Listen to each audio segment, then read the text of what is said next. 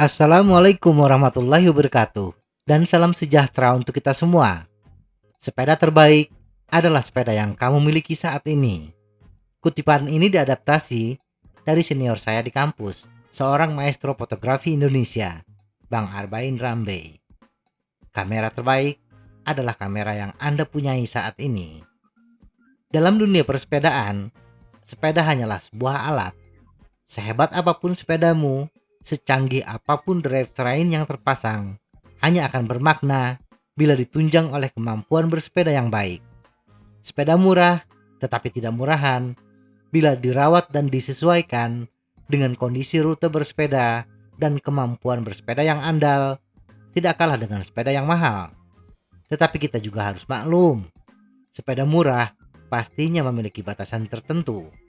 Bagaimana kita memahami karakter sepeda kita dan bagaimana menyesuaikannya dengan rute bersepeda kita adalah kunci sukses untuk bersepeda dengan nyaman.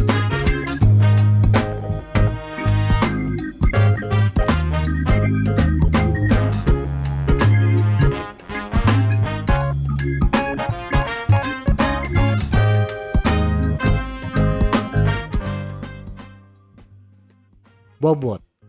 Bagaimanapun, sepeda yang murah biasanya terbuat dari bahan high-ten atau baja atau aluminium. Tetapi tidak semua sepeda berbahan baja dan aluminium murah. Sepeda Surly dengan bahan baja kromoli atau sepeda dengan bahan aluminium seri 7 adalah perkecualian dari sepeda murah. Sepeda dengan bahan baja dan aluminium memiliki bobot yang lebih berat dibandingkan sepeda karbon dan titanium.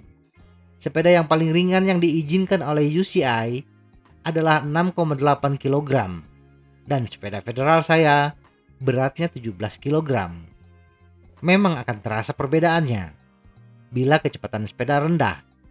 Tetapi semakin cepat sepeda, persentase perbedaan kebutuhan power akan semakin mengecil bila di jalan datar.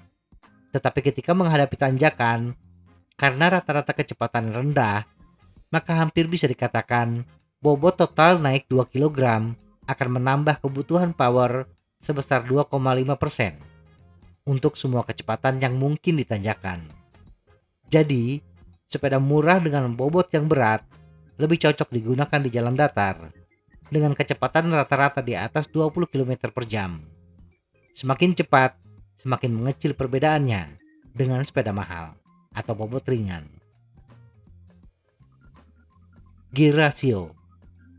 Sepeda murah biasanya dilengkapi dengan drivetrain level entry 7-8 speed dengan rentang giri yang sempit 12-32 T, paling besar 11-36 T, dan crankset 22-36 T.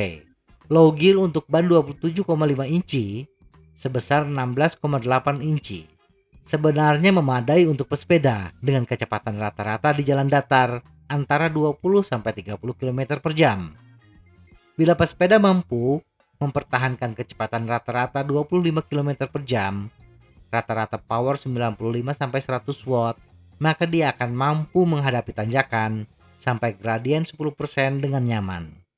Permasalahannya, drivetrain level entry akan terasa berderak ketika perpindahan gigi, karena kaset level entry tidak menerapkan teknologi Hyperglide Plus, sehingga membutuhkan waktu yang lebih lama dan agak kasar ketika berpindah gigi.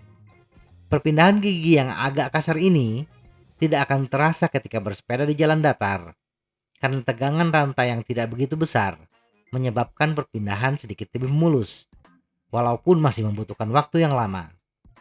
Bila sepeda sering menghadapi rute tanjakan, tingkatkan teknik shifting yang bagus agar tidak terkendala ketika melakukan perpindahan gigi. Sedangkan untuk jalan datar, bila memungkinkan, ganti kaset dengan rentang gear yang lebih sempit, misalnya 11-28 T, karena step antar sprocket lebih sempit yang memudahkan ketika berpindah gigi. Rear derailleur. Drivetrain level entry dengan kombinasi gear 11-36T dan 22-36T membutuhkan long cage RD.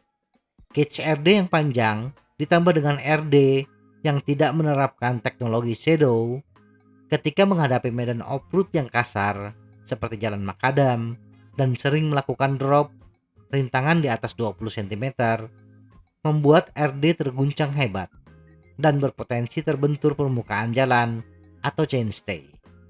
RD level entry biasanya menggunakan material campuran plastik dan logam, sehingga bila mengalami benturan yang agak keras bisa menyebabkan RD patah atau rusak. Tetapi permasalahan tersebut tidak akan dialami pesepeda bila jalur bersepedanya relatif mulus, seperti jalan aspal di pegunungan. Jadi, bila rute bersepeda Anda kebanyakan jalur off-road, upayakan melakukan upgrade RD. Dan untuk menghemat biaya, jangan ubah speed drivetrain agar tidak perlu mengganti shifter dan rantai. RD dengan teknologi shadow memang biasanya untuk 10 speed ke atas, tetapi RD memungkinkan untuk diterapkan di speed yang lebih rendah.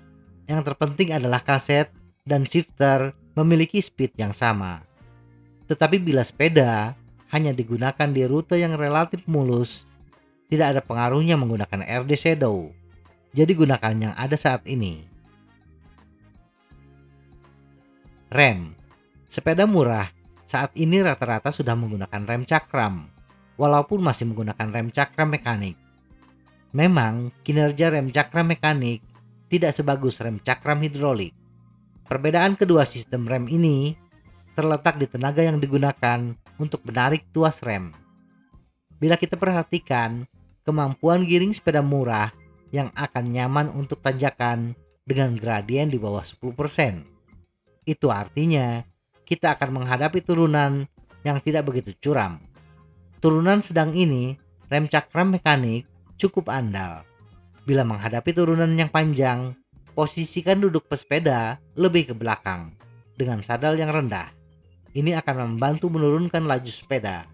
Upayakan menggunakan kanvas rem yang bagus bila rute bersepeda kebanyakan turunan panjang. Sedangkan untuk rute datar, tidak ada masalah sama sekali. Bahkan cukup dengan menggunakan V-brake. Kesimpulan, menggunakan sepeda murah bukan berarti kita tidak bisa bersenang-senang bersepeda.